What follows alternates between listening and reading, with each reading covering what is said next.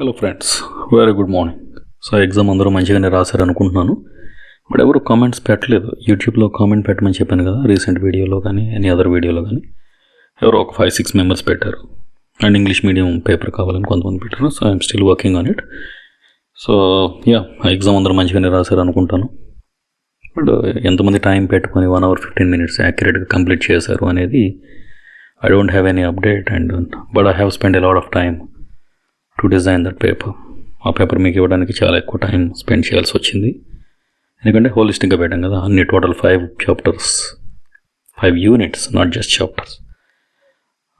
Regions, areas మొత్తం cover చేయాలి అని చెప్పేసి current affairs related and traditional static subject and ఏ ప్రోటోకాల్స్ని టచ్ చేయాలి, ఏది వదలలేదు, అన్ని మ్యాక్సిమం టచ్ చేసే ఉంచాం, అన్నీ పట్టుకున్నాం. సో ఈ విధంగా ఐటమ్ చేయండి, ఆన్సర్స్ రాయండి, కూర్చొని టైం పెట్టుకొని. ఎగ్జామ్లో కూడా రాయాలి కదా.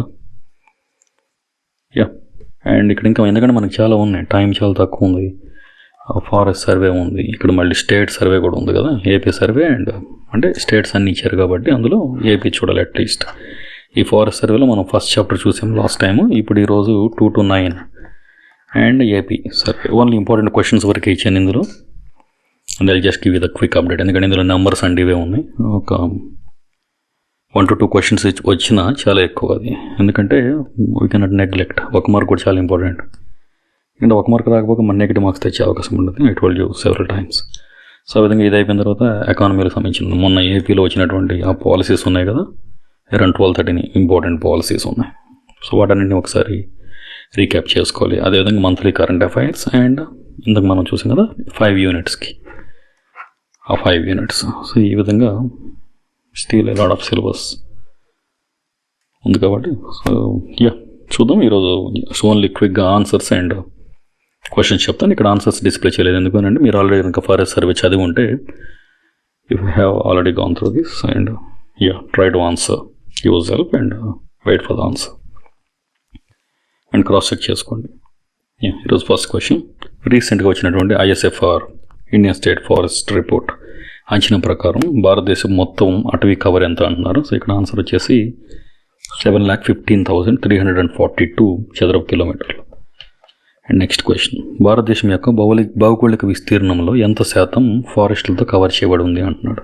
సో 21.76. నెక్స్ట్, 1 hectare కన్నా తక్కువ విస్తీర్ణంలో, 1 hectare కంటే తక్కువ విస్తీర్ణంలో అటవీ ఏరియాలు వెలుపల ఉన్న చెట్ల ప్యాచ్లుగా ఉన్నాయి అనుకోండి, అది ఏ వర్గాన్ని సూచిస్తుంది అని చెప్తున్నాడు. దాన్నే మనం ట్రీ కవర్ అంటాం కదా, చెట్ల కవర్ అని చెప్పేసి. అంటే ఒక డెన్స్ ఫారెస్ట్ కాదు, మోడరేట్లీ డెన్స్ ఫారెస్ట్ కాదు. సో ఓన్లీ ప్యాచ్లుగా గ్రూప్ ఆఫ్ ప్లాంట్స్ అన్నీ ఒక దగ్గర ఉన్నాయి అనుకుంటే దాన్ని మనం ట్రీ కవర్, చెట్ల కవర్ అంటాం కదా. నెక్స్ట్, భారతదేశంలో అతిపెద్ద అటవీ కవర్ను కలిగినటువంటి రాష్ట్రం ఏంటి అని అంటే మధ్యప్రదేశ్. అక్కడే మనకి ఎక్కువ నేషనల్ పార్క్స్ కూడా ఉన్నాయి కదా. అండ్ భారతదేశంలో అటవీ సాంద్రతను అంచనా వేసేందుకు ఏ పద్ధతిని ఉపయోగిస్తున్నారు అని చెప్తున్నారు. సో దృశ్య చిత్రాన్ని అంటే విజిబుల్ మ్యాపింగ్, దాన్ని యూస్ చేస్తున్నారు. అండ్ భారతదేశంలో అత్యధిక ట్రీ కవర్ ఉన్న రాష్ట్రం ఏంటి? సో ఇక్కడ ఏమొచ్చిందంటే యూపీ, ఉత్తరప్రదేశ్. నెక్స్ట్ క్వశ్చన్, ఒక ఏరియా అత్యంత సాంద్ర అటవీ వెరీ డెన్స్ ఫారెస్ట్ అన్నట్టు ఈ వెరైటీ ఇంకా వర్గీకరించడానికి, అంటే వెరీ డెన్స్ ఫారెస్ట్గా మనం కనుక దాన్ని వర్గీకరించాలి అని అంటే దాని యొక్క సాంద్రత పరిమాణం ఎంత ఉండాలి అని అడుగుతున్నారు. So more than 70%. అంటే అక్కడ ఉన్నటువంటి ల్యాండ్లో మనకి 70% చెట్లే ఆక్రమించి కనుక ఉన్నట్లయితే ఆ క్యానోపీ, అక్కడ ఉన్నటువంటి పొదలు కానివ్వండి, అక్కడ ఉన్నటువంటి ట్రీస్ అండ్ ఎవ్రీథింగ్ ఇంక్లూడింగ్ అన్నీ కలిపి 70% ఉండాలి, మోర్ దెన్ 70%. నెక్స్ట్, ఇండియాలో ఏ ఏరియా అటవీ కవర్లో అత్యధిక పెరుగుదలను చూపిస్తుంది అని అంటున్నాడు. సో ఇక్కడ జనరల్గా మనకి తెలిసిన ఉండదు కదా, north eastern India. And next, భారతదేశంలో అటవీ ఏరియాలో వెలుపల చెట్టు కవర్ అంటే అవుట్ సైడ్ ద ఫారెస్ట్ కవర్కు ప్రధాన కారణం ఏంటి అంటున్నాడు. ఇక్కడ ఏముంటుందంటే agro forest. Okay, next question number 10, ఇండియాలో అత్యధిక మ్యాంగ్రోవ్ కవర్. మ్యాంగ్రోవ్స్ అంటే మన మడ అడవులు ఉన్నాయి కదా, ఈ మడ అడవులు ఎక్కడ ఎక్కువ ఉన్నాయని అంటున్నాడు. So west Bengal obvious answer అది. సో కొన్ని తెలిసినవి కూడా వస్తుంది, బట్ జస్ట్ రీక్యాప్ లాగా ఉంటుంది, రివిజన్ లాగా. నెక్స్ట్ 11, ప్రపంచంలోని ఉష్ణమండల అటవీ కార్బన్లో ఎంత శాతం మ్యాంగ్రోవ్లు స్వీకరిస్తున్నాయి. సో ఇక్కడ మ్యాంగ్రోవ్స్ ఉన్నాయి. మ్యాంగ్రోవ్స్ దేనికి ఉపయోగపడుతున్నాయి అని అంటే కార్బన్ని శోషించుకోవడానికి. ఏవైతే మ్యాంగ్రూవ్ ఫారెస్ట్లు డైరెక్ట్గా కార్బన్ సింక్స్ లాగా ఉపయోగపడతాయి, అంటే కార్బన్ని అబ్జర్బ్ చేసుకుంటాయి. అందుకే పర్యావరణ కాలుష్యాన్ని చాలా వరకు తగ్గించగలుగుతాయి, కార్బన్ని క్యాప్చర్ చేసి వాటిలోనే నిల్వ ఉంచుకోగలుగుతాయి. ఆ విధంగా కార్బన్ స్టాక్ని తగ్గించగలుగుతుంది వాతావరణంలో నుంచి. సో ఇక్కడ ఎంతవరకు అంటే అప్ టు 3%. నెక్స్ట్, భారత తీరరేఖ వెంబడి మ్యాంగ్రోవ్ కవర్ను పెంచేందుకు లక్ష్యంగా ఉన్నటువంటి ఇక్కడ కార్యక్రమం ఏంటి అంటున్నాడు మిస్టీ. ఈ కార్యక్రమం ఏంటంటే the mangrove initiative for shore line habitat and tangible income. So ఇది మిస్టీ యొక్క అబ్రివేషన్. సో ఈ కార్యక్రమంతో ఏం చేస్తుందంటే తీర రేఖ వెంబడి ఓన్లీ కోస్టల్ ఏరియాలు, కోస్టల్ రీజియన్లో మాత్రమే దీన్ని ఇంప్లిమెంట్ చేయడానికి ఈ ప్రోగ్రామ్ ఉంది. సో ఇదేంటంటే ఎవరు లాంచ్ చేస్తారంటే ministry of environment, forest and climate change వాళ్ళు. ఇది మెయిన్గా ఏంటంటే టు ప్రమోట్, దీన్ని ప్రమోట్ చేయాలనుకుంటున్నారు, conservation of mangroves. That's it, very simple. ఇది ఎప్పటి నుంచి స్టార్ట్ అయింది మిస్టీ అని కనుక 2-3 స్టేట్మెంట్స్ ఈరోజు మనం ఎగ్జామ్లో ఇచ్చినట్టు కనుక ఏబి అనే స్టేట్మెంట్స్ కనిపిస్తే 2023-24 నుంచి ఒక 5 years వరకు ఇది ఉనికిలో ఉంటుంది అని చెప్తున్నారు. నెక్స్ట్ 13, పునరుద్ధరణ ప్రయత్నాలతో 2050 నాటికి మ్యాంగ్రోవ్ల గ్లోబల్ విస్తీర్ణం ఎంతగా పెరుగుతుందని అంచనా వేస్తున్నారంటే 8006 చదరపు కిలోమీటర్లు as per the forest survey. కాబట్టి నెంబర్స్ చాలా ఇంపార్టెంట్, ఎందుకంటే 8005, 4, 6 అని ఇస్తే తెలియాల్సిందే, ఆన్సర్కి ఏమి ఉండదు రాజపడ్డానికి. మీకు ఒక స్టేట్మెంట్ తెలిసినా ఈ నెంబర్ తెలియకపోతే then there will be no chance of getting 1 mark and there is a chance to lose a mark, I mean 1/3 mark. Yes, next, గుజరాత్లో మ్యాంగ్రోవ్ అటవీకరణ కోసం ఉపయోగించే ప్రధాన పద్ధతి ఏంటి అంటున్నాడు. సో ఇక్కడ రైజ్డ్ బెడ్ పద్ధతి. ఇది రైజ్డ్ బెడ్ పద్ధతి అంటే ఏం లేదంటే ప్లాంటింగ్ లైక్ సాప్లింగ్స్ ఉంటాయి కదా, ఈ సాప్లింగ్స్ తీసుకొని ఒక ఎర్త్ 10 నుంచి ఒక 15 సెంటీమీటర్ లాగా ఇట్లా మట్టి కట్టలు పోస్తాం కదా.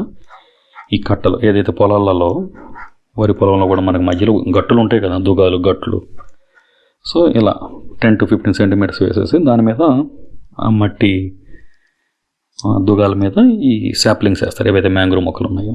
సో ఇదే raised bed process. Next question number 15, mangrove కవర్కు ప్రపంచంలో అంటున్నాడు. ఇక్కడ ప్రపంచంలోనే అతిపెద్ద ఎవరు ఇక్కడ హెల్ప్ చేస్తున్నారు, సపోర్ట్ చేస్తున్నారు, సహకారి ఏది అన్నాడు. ఇక్కడ ఇండోనేషియా ఎందుకంటే has a cover like more than 20% కంటే ఎక్కువ మ్యాంగ్రోవ్స్. అది దేశంలో ఉన్నటువంటి భూమిలో కాదు, ప్రపంచంలో ఉన్నటువంటి టోటల్ మ్యాంగ్రోవ్స్ ఉన్నాయి కదా వాటిలోనే ఇది 20% మ్యాంగ్రోవ్ ఫారెస్ట్ని కలిగి ఉంది అని చెప్తున్నాడు. సో జనరల్గా ఏంటంటే మనకి మ్యాంగ్రోవ్స్ అని అనడంతోనే రైజ్ ఆఫ్ ఫోరా వెరైటీ, అవిసీనియా ఇటువంటివి ఉంటాయి, బ్రుగేరియా. బట్ ఇక్కడ ఏంటంటే 20% ఉండడమే కాదు, చాలా highest varieties of mangrove species కూడా మనకి ఇక్కడ ఇండోనేషియాలో కనిపిస్తాయంట. నెక్స్ట్ 16, మ్యాంగ్రోవ్ల యొక్క సగటు కార్బన్ స్వీకరణ సామర్థ్యం ప్రతి హెక్టార్కు వార్షికంగా ఎంత ఉంటుంది అని అంటే ఒక 5 tons. అంటే ఒక హెక్టార్ తీసుకుంటే అరౌండ్ 2.5 acres కనుక ల్యాండ్ తీసుకున్నట్టయితే అక్కడ కనుక మ్యాంగ్రోవ్స్ని మనం పెంచినట్లయితే ఒక 5 టన్నుల వరకు కార్బన్ని శోషించుకుంటాయి, అంటే పొల్యూషన్ తగ్గుతుంది. నెక్స్ట్, విపత్తు ఉపశమనంలో అంటే విపత్తును వదిలేయటంలో మ్యాంగ్రోవ్ల పాత్ర ఏంటి అంటున్నాడు. సో ఇక్కడ ఏంటి మ్యాంగ్రోవ్ పాత్ర అంటే గాలి యొక్క వేగాన్ని తగ్గించింది, అంటే విండ్ స్పీడ్ని తగ్గిస్తుంది, దుమ్ము ధూళి లేకుండా ఉంటాయి. దానివల్ల ఏమవుతుంది, మట్టి ఈరోజన్, మృతిక అనేది కోతకు గురవ్వకుండా ఉంటుంది నేల, అండ్ తుఫాన్ తరంగాలకు అవరోధంగా పనిచేస్తుంది. అంటే తుఫాన్ అప్పుడు పెద్దగా వస్తుంటాయి కదా గాలి 160-170 kilometers స్పీడ్తో. సో వాటిని కూడా కంట్రోల్ చేసుకోవచ్చు. నెక్స్ట్, ఇండియాలో అటవీ అగ్నులు అంటే ఫారెస్ట్ ఫైర్స్ ఉంటాయి కదా, ఆ ఫారెస్ట్ ఫైర్స్ ఎంత శాతం సర్ఫేస్ ఫైర్లుగా వర్గీకరించబడతాయి అన్నాడు. అరౌండ్ 90% మనకి సర్ఫేస్ ఫైర్సే ఉన్నాయి. అండ్ 2023 ఫారెస్ట్ ఫైర్స్ కారణంగా అత్యధిక దహనమైన ఏరియా నివేదించిన రాష్ట్రం ఏంటి మొత్తం మీద, ఇండియా మొత్తం మీద అత్యధికంగా ఎక్కడ జరిగింది అంటున్నాడు. ఇక్కడ ఆన్సర్ ఆంధ్రప్రదేశ్. సో ఆంధ్రప్రదేశ్ కాబట్టి ఎగ్జామ్ పాయింట్ ఆఫ్ వ్యూలో ఇంపార్టెంట్. అటవీ అగ్నిని అంటే ఫారెస్ట్ ఫైర్ని నిజ సమయంలో పర్యవేక్షించడానికి ఎఫ్ఎస్ఐ ఉపయోగించండి. ఎఫ్ఎస్ఐ అంటే ఫారెస్ట్ సర్వే ఆఫ్ ఇండియా ఉపయోగించే ప్రధాన సాధనం ఏంటి అంటున్నాడు. సో ఇక్కడ వీళ్ళు ఏ సెన్సార్ని యూజ్ చేస్తున్నారంటే SNPP VIIRS సెన్సార్. సో ఈ VIIRS అంటే ఇక్కడ visible infrared imaging radiometer suite. So visible infrared imaging radiometer suite. So ఈ టెక్నాలజీ, ఈ సెన్సార్ని యూజ్ చేసి they are getting the information. Forest fire జరుగుతున్న సమయంలో ఎగ్జాక్ట్గా చెప్పగలుగుతారు ఎంత ఏరియా ఈ దహనానికి గురైంది అనేది. భారతదేశంలో అటవీ అగ్నులు అంటే ఫారెస్ట్ ఫైర్స్ యొక్క అత్యంత సాధారణ కారణం ఏంటి అంటే what is the very general reason అంటే మెరుపులు అంటే లైట్నింగ్, ఉరుములు మెరుపులు అప్పుడు కనుక ఏమన్నా పిడుగులు పడతాయి కదా, వాటి వల్ల జరుగుతున్నాయా? పారిశ్రామిక ఉద్గారాల వల్ల అటవీ అగ్నులు ఏమి ఉండవు. సహజ వేడిగాలు అంటే మంటలు ఏమి రావు, వైల్డ్ ఫైర్స్ అంటాం కదా. సో వీటిలో మానవ చర్యలు ఏవైతే హ్యూమన్ యాక్టివిటీస్ ఉన్నాయో వీటి వల్ల, అంటే అక్కడ ఏదో వదిలేసి లేదా పొలాలలో తుక్కును తగలబెట్టేసి దాన్ని అలాగే వదిలేస్తే వాటి వల్ల అడవులు కనుక అంటుకుంటే వాటిని అవే మేజర్ రీజన్ అన్నారు ఇవి మానవ చర్యలు, ఆంథ్రోపోజెనిక్ యాక్టివిటీస్. నెక్స్ట్, ఫారెస్ట్ ఫైర్స్కు అత్యధిక నిరోధకత కలిగిన చెట్టు జాతి అంటే ఏ చెట్టు అనేది అసలు కాలిపోదు. ఏది మనకు తెలుసు, యూకలిప్టస్ అంటే జామాయిలు, బ్యాంబూ అంటే వెదురు తగలబడిపోతుంది, సాల్ చెట్టు కొంచెం గట్టిగానే ఉంటుంది. బట్ మనకు తెలుసు కదా టేక్ చెట్టు అన్నిటికంటే గట్టిగా ఉంటుంది కాబట్టి అదే తట్టుకోగలిగింది. నెక్స్ట్, ఫారెస్ట్ ఫైర్స్ జీవ వైవిధ్యంపై ఎటువంటి ప్రభావం చూపిస్తాయి? హ్యాబిటాట్ విధ్వంసం, జాతుల నష్టం అంటే స్పీసీస్ లాస్. మొత్తం ఫారెస్ట్ తగలబడిపోతే ఏమవుతుంది? అవి ఉండే హ్యాబిటాట్ అని అంటే అవి ఆవాసం ఉండే ప్రాంతాలు, నివాస ప్రాంతాలు, వాటి యొక్క ఆవాసాలు నాశనం అవుతాయి. జాతులు అక్కడ ఉండే మొత్తం జీవజాతులన్నీ నష్టపోతాయి. అంటే మంటల్లో పడే చనిపోవాల్సిన అవసరం లేదు, బయటకు వచ్చినా సరే చంపేస్తారు కదా. దుప్పి జింక లాంటివి బయటకు వచ్చేసిన ఏదో ఒక విధంగా అవి డ్యామేజ్ అయిపోతూనే ఉంటాయి, వాటి యొక్క వాతావరణాన్ని వదిలేసి వస్తాయి. తర్వాత మట్టి ఫెర్టిలిటీ లాస్ కూడా అవుతూ ఉంటుంది, ఎందుకంటే కార్బన్ ఎక్కువ అవుతుంది కదా అక్కడ. సో ఆన్సర్ అనేది 5-1 ఈజ్ ద ఆన్సర్. నెక్స్ట్, భారతదేశంలో అటవీ అగ్ని నిరోధానికి ప్రధాన వ్యూహం ఏంటి? సో ఇటువంటి తీసుకున్నారు ఇక్కడ అంటే సోషల్ ఆర్ కమ్యూనల్ పార్టిసిపేషన్ ఇది తీసుకుంటున్నారు ఎక్కువ, దానివల్ల మనకి బెనిఫిట్ జరుగుతుంది అంటున్నాడు. నెక్స్ట్ క్వశ్చన్, భారతదేశంలో నమోదు చేయబడిన అటవీ ఏరియా అంటే రికార్డెడ్ ఫారెస్ట్ ఏరియా మరియు అటవీ ఏరియాస్ వెలుపల ఉన్న చెట్లు, ట్రీస్ అవుట్ సైడ్ ఫారెస్ట్ యొక్క మొత్తం పెరుగుతున్న నిల్వ ఎంత అంటున్నాడు. సో ఇక్కడ ఏంటంటే 5,900 మిలియన్ క్యూబిక్ మీటర్స్ అని ఇచ్చారు. భారతదేశంలో నమోదు చేయబడిన అటవీ ఏరియాస్లో పెరుగుతున్న నిల్వకు ఎక్కువగా సహకరిస్తున్నారు. ఏది ఎక్కువగా ఆక్రమిస్తుంది అంటే టేక్ చెట్లు ఎక్కువ వేస్తున్నారంట.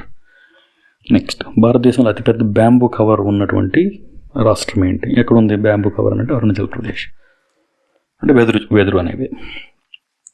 సో అటవీ ప్రాంతం ఇవెందుకు నేను చదువుతున్నానంటే ట్రీస్ అవుట్ సైడ్ ఫారెస్ట్ ఇలా లేదు, వెలుపల ఉన్న చెట్లు అని ఇస్తే ట్రాన్స్లేషన్ మిస్టేక్ అవుతుంది.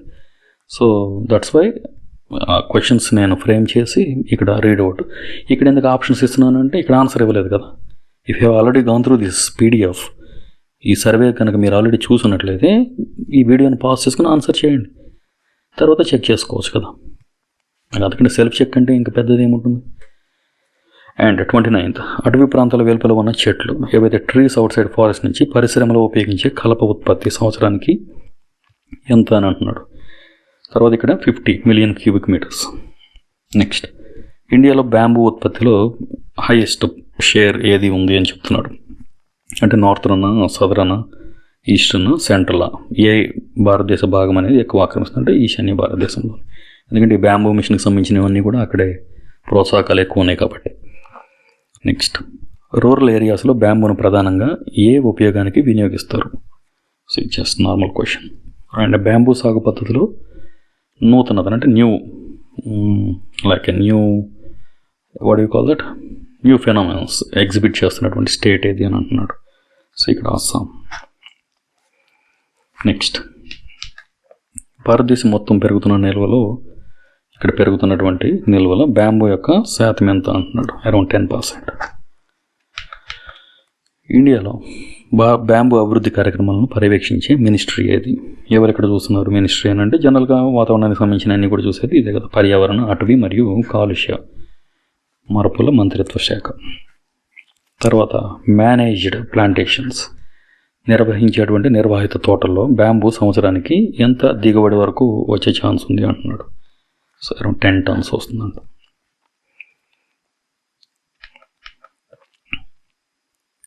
ఇక్కడ చూడండి ఒక సైంటిఫిక్ నేమ్ అడిగాడు. కాగితం పరిశ్రమలో ప్రధానంగా ఉపయోగించే బ్యాంబూ రకం ఏంటి అంటున్నాడు. సో ఇక్కడ డెండ్రోక్యాలమస్ స్ట్రిక్టస్ ఈ వెరైటీ. నెక్స్ట్, ఇండియాలో బ్యాంబూ వాణిజ్య వినియోగానికి ఎంకరేజింగ్ విధానం ఏంటి? సో ఎటువంటి పాలసీని గవర్నమెంట్ తీసుకొచ్చింది? గవర్నమెంట్ ఆఫ్ ఇండియా అని అంటున్నాడు. ఇది నేషనల్ బ్యాంబూ మిషన్.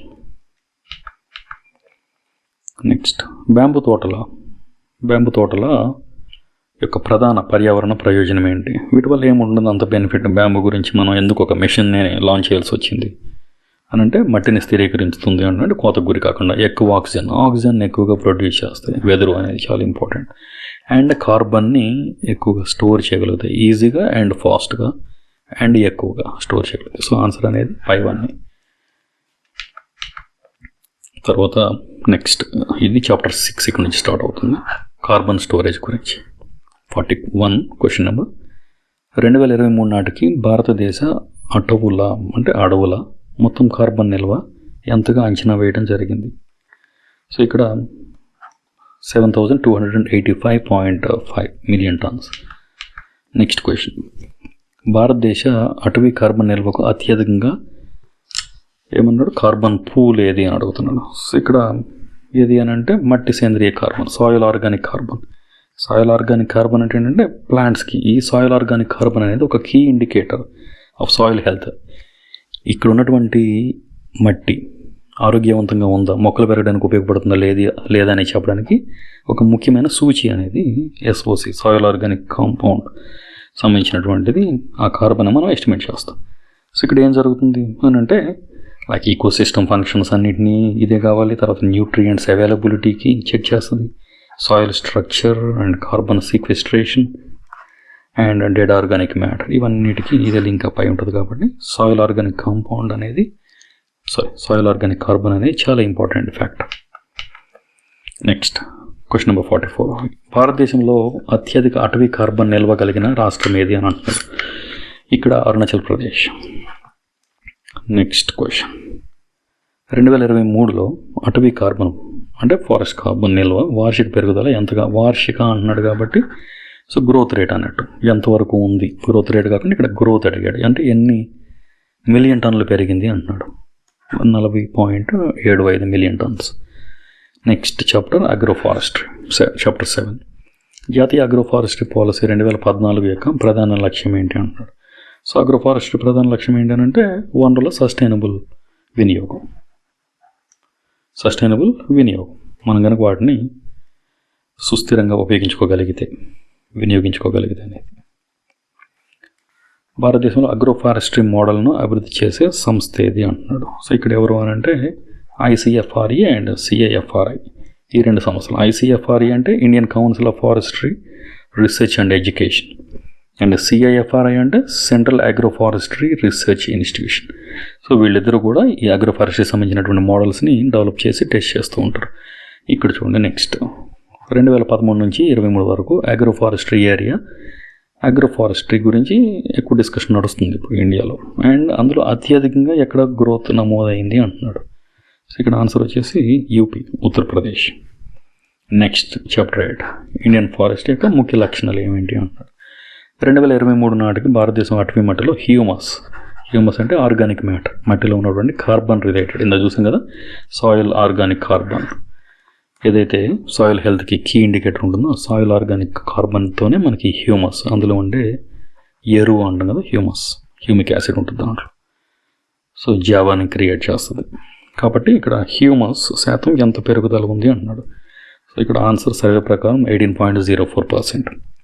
నెక్స్ట్, భారత అడవులలో అత్యంత సాధారణ ఆక్రమణ జాతి అని అంటే ఇన్వేజివ్ స్పీసీస్. మనం వాటర్ హ్యాసింత్ అని చదువుకుంటాం కదా,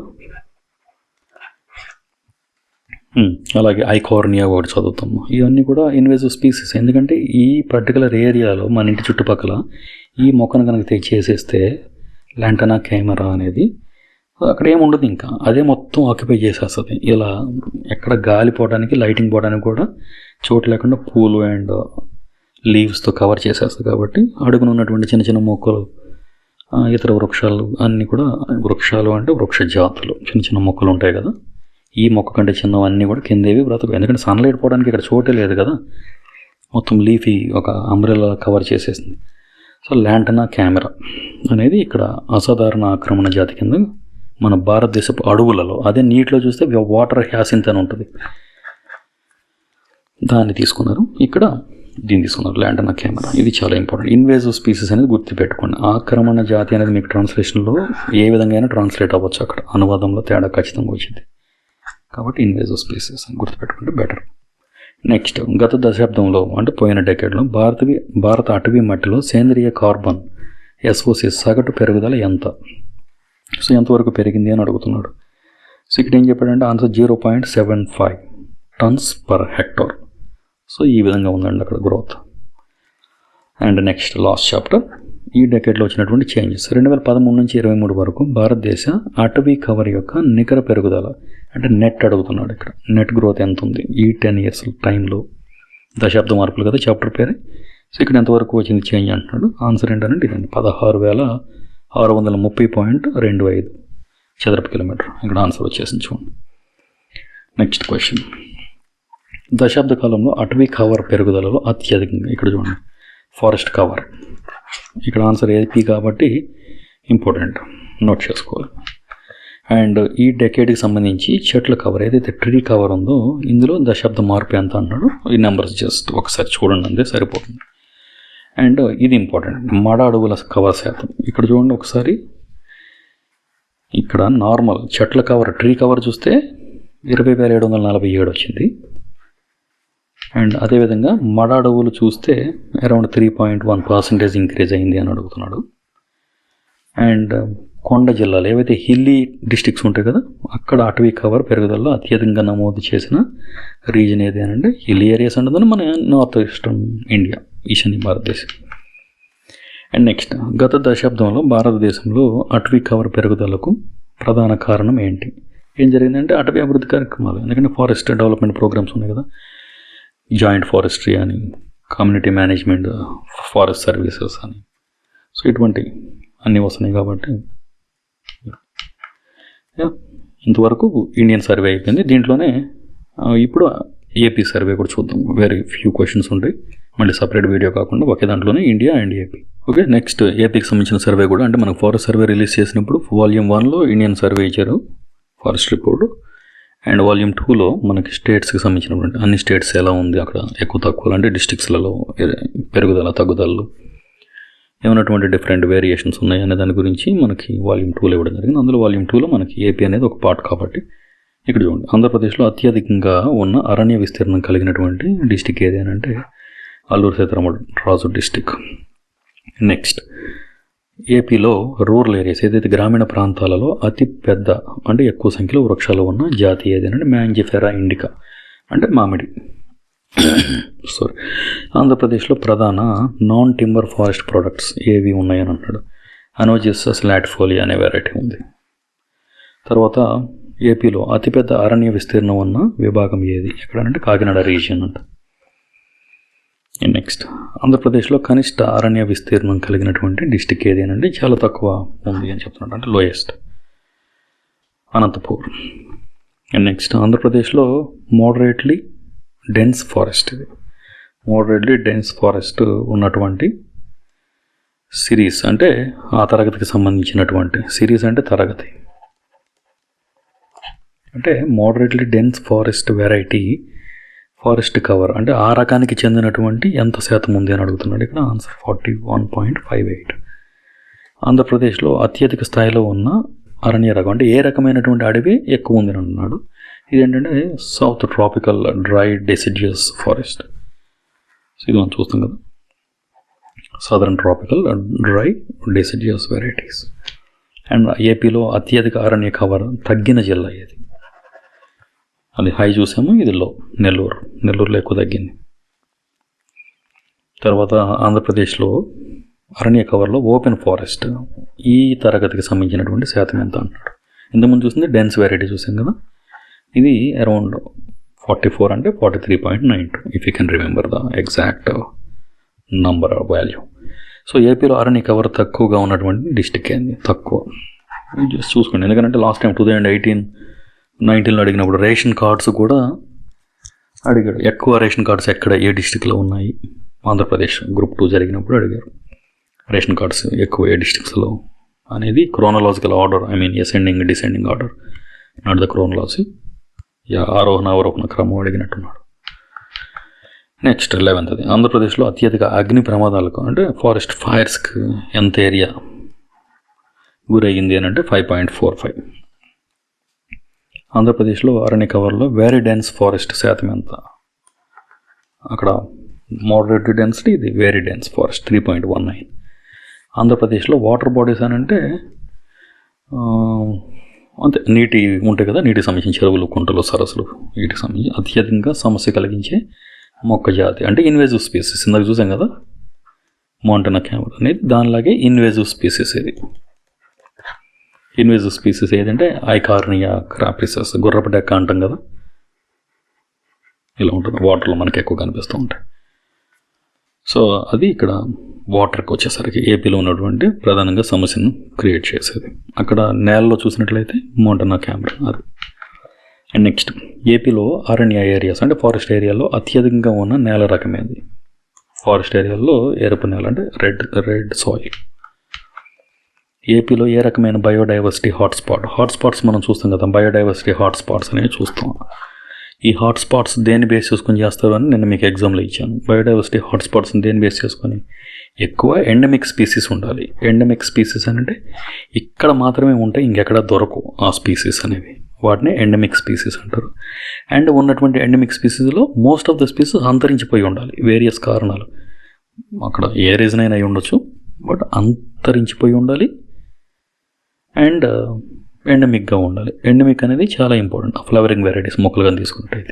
సో ఇక్కడ ఏది అని అంటే ఇండో బర్మా కాదు, ఎందుకంటే మన ఏపీ పక్కన ఏం లేదు కదా బర్మా అని. అండ్ వెస్ట్రన్ ఘాట్స్ ఛాన్స్ లేదు, వెస్ట్రన్ పార్ట్లో ఉంటుంది. అండ్ సుందర్లాండ్ ఇది కాదు, సుందర్లాండ్. అండ్ ఇక్కడ ముందు ఏంటంటే ఈస్టర్న్ ఘాట్స్, మన తూర్పు కనుమలు ఏవైతే ఉన్నాయో అవి. ఆంధ్రప్రదేశ్లో అత్యధిక మ్యాంగ్రోవ్ అరణ్య కవర్ ఉన్నటువంటి డిస్టిక్ ఏదంటే ఈస్ట్ గోదావరి. ఇక్కడ కాకినాడని కన్ఫ్యూజ్ అయితే ఇబ్బంది అయిపోయింది, ఓషన్ ఉంది కదా, బీచ్ ఉందని. అండ్ ఆంధ్రప్రదేశ్లో మ్యాంగ్రోవ్ అరణ్యాలలో గల ప్రధాన చెట్టు జాతి ఏదేనంటే అవిసీనియా. ఇందా చూసాం కదా, చాలా వెరైటీస్ ఉంటాయి ఇక్కడ మనకి. బట్ దీంట్లో ఇక్కడ ఉన్నది మనకి జనరల్గా రైజోఫోరా వెరైటీ ఉంటుంది. ఇప్పుడు ఇండోనేషియా తీసుకోకుండా రైజోఫోరా ఎక్కువ ఉంది, బ్రిగేర్ ఉంది, అక్కడ అవిసీనియా ఉంది. బట్ అక్కడ చాలా వెరైటీస్ ఉన్నాయి ఇండోనేషియా, ఎందుకంటే ప్రపంచంలోనే 20% మ్యాంగ్రోవ్స్ మనకి ఇండోనేషియాలో ఉన్నాయి. బట్ ఇండియాలో ఉన్నది వెరీ ఫ్యూ కాబట్టి మన ఆంధ్రప్రదేశ్లో ఉన్నది ఇక్కడ అవిసీనియా మ్యారిన్ అనే వెరైటీ. ఆంధ్రప్రదేశ్లో మొత్తం మ్యాంగ్రోవ్ విస్తీర్ణం ఎంత అన్నాడు, ఇది కూడా ఇంపార్టెంట్ అండి. ఎందుకంటే చాలా తక్కువ రాష్ట్రాల్లోనే మ్యాంగ్రోవ్ కవర్ ఉంటుంది. ఇప్పుడు తెలంగాణ తీసుకుంటే చాలా తక్కువ ఉంటుంది, అంటే కోస్టల్ ఇక్కడ లేదు కదా, కోస్టల్ రీజియన్ ల్యాండ్ లాక్డ్ కాబట్టి. 404 km². ఆంధ్రప్రదేశ్లో ఏ ప్రధాన జంతు అభయారణ్యం ఉంది? ప్రొటెక్టెడ్ ఏరియాస్ ఏమున్నాయి అన్నాడు. వయనాడ్ లేదు, సిమిలిపాల్ లేదు. సో ఇది మీకు తెలిసిందే కదా, Papikonda.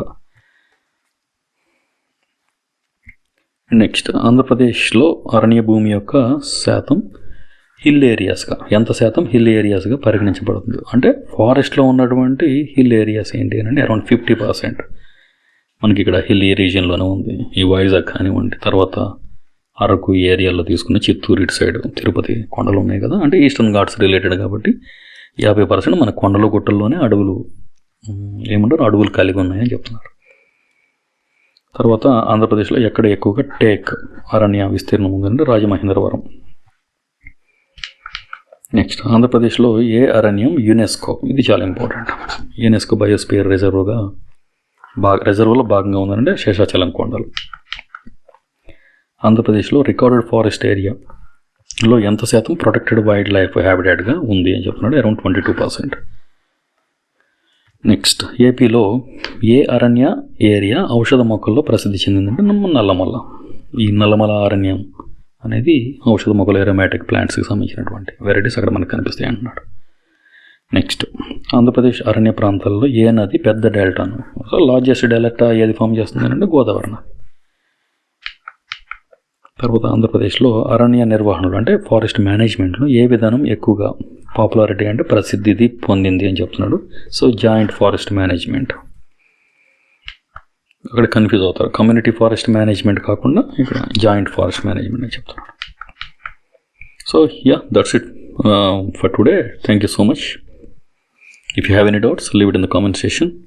And next AP policies ఉన్నాయి మనకి, ఇప్పుడు రెడీగా ఉన్నది ఏమంటే ఏపీ పాలసీస్ ఉన్నాయి. సో వాటి గురించి కూడా then I'll try to make some videos on it. Thank you.